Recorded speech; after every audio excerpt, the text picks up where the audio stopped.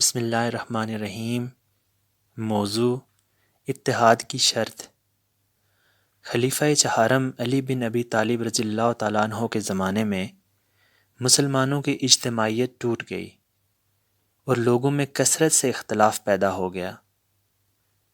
اس وقت ایک شخص نے حضرت علی سے پوچھا کہ مسلمانوں کا کیا معاملہ ہے کہ آپ کے زمانے میں لوگ اختلافات میں پڑ گئے ہیں، جبکہ ابو بکر اور عمر کے زمانے میں یہ اختلافات نہ تھے۔ حضرت علی نے جواب دیا، اس کا سبب یہ ہے کہ ابو بکر اور عمر میرے جیسے لوگوں کے اوپر حکمران تھے اور میں تمہارے جیسے لوگوں کے اوپر حکمران ہوں۔ ابن خلدون نے اس واقعے کا ذکر کرتے ہوئے لکھا ہے کہ دینی حکومت کے قیام کے لیے اس کے مطابق دینی رجحان کا موجود ہونا ضروری ہے۔ اگر معاشرے کی سطح پر غالب دینی رجحان موجود نہ ہو تو محض حاکم کے اسلامی ہونے سے کامیاب اسلامی حکومت قائم نہیں ہو سکتی۔ المامون کو دیکھو، جب اس نے علی بن موسیٰ بن جعفر الصادق کو اپنا ولی عہد نامزد کیا اور ان کو الرضا کا لقب دیا تو کس طرح عباسیوں نے اس پر شدید ناگواری ظاہر کی۔ انہوں نے ان کی بیعت کو توڑ کر المامون کے چچا ابراہیم بن المہدی کے ہاتھ پر بیعت کر لی، اور اس کے رد عمل میں ایسا اختلاف پیدا ہوا اور بغاوت پر آمادہ شورش پسند گروہوں کی ایسی کثرت ہو گئی کہ قریب تھا کہ پورا حکومتی نظام کالعدم ہو جائے۔ یہاں تک کہ المامون پیش قدمی کر کے خراساں سے بغداد پہنچا اور علی رضا کی ولی عہدی کو منسوخ کر کے اپنے خاندانی شخص کو ولی عہد نامزد کیا۔ ابن خلدون نے اس کی وضاحت کرتے ہوئے مزید لکھا ہے کہ خلفائے راشدین ایسے زمانے میں تھے جبکہ ملوکیت کا مزاج ابھی پیدا نہیں ہوا تھا اور معاشرے پر دینی محرک اور رجحان کا غلبہ تھا، چنانچہ لوگوں نے اپنے اندرونی محرک کے تحت صرف ایسے ہی فرد کو خلافت کی ذمہ داری سونپی جو دینی اعتبار سے قابل قبول تھا اور اس کو دوسرے کے اوپر ترجیح دی۔ اس کے علاوہ دوسرے افراد جن کی نگاہیں خلافت کی طرف اٹھ رہی تھیں، انہیں ان کے اپنے رجحان اور محرک کے حوالے کر دیا۔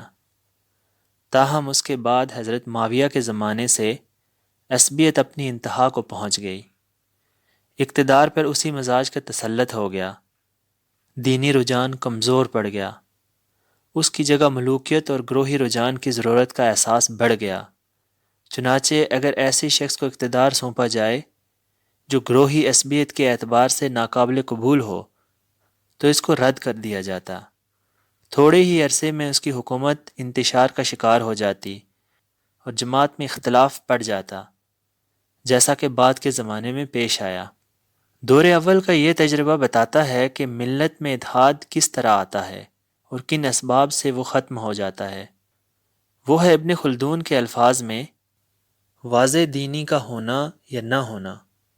گویا اتحاد کبھی اتحاد کی اپیلیں کرنے سے نہیں آتا، بلکہ اس وقت آتا ہے کہ جب کہ پورے معاشرے میں اس کے موافق غالب دینی رجحان موجود ہو۔ اتحاد ملت کا کام دراصل اصلاح ملت سے شروع ہوتا ہے، اس لیے ضرورت ہے کہ معاشرے میں دینی فضا پیدا کی جائے، لوگوں کو اس اعتبار سے باشعور بنایا جائے کہ تمہیں آخرت میں اپنے قول و عمل کا حساب اللہ تعالیٰ کو دینا ہے۔ لوگوں میں گہری آخرت پسندی پیدا کی جائے تاکہ وہ آخرت کے فائدے کے لیے دنیاوی نقصان کو برداشت کر سکیں۔ لوگوں کو اسلام کے بارے میں اس حد تک ایجوکیٹ کیا جائے کہ جب خدا اور رسول کا حکم سامنے آ جائے تو وہ اپنی گردن جھکا دیں، خواہ وہ ان کے ذوق کے خلاف ہی کیوں نہ ہو۔ ان میں یہ مزاج ہو کہ اللہ کی خاطر وہ اختلاف کے باوجود متحد ہو جائیں۔ کسی گروہ میں اتحاد پیدا ہونا کوئی سادہ بات نہیں۔ اتحاد ہمیشہ زیر اتحاد افراد کی قربانیوں سے قائم ہوتا ہے، رائے کی قربانی، مفادات کی قربانی، اپنے کو پیچھے کر لینے کی قربانی، اپنے اختلاف کو ختم کرنے کی قربانی، الفاظ رکھتے ہوئے چپ ہو جانے کی قربانی۔ اس لیے پہلے ذہن بنایا جاتا ہے، اس کے بعد اتحاد قائم ہوتا ہے۔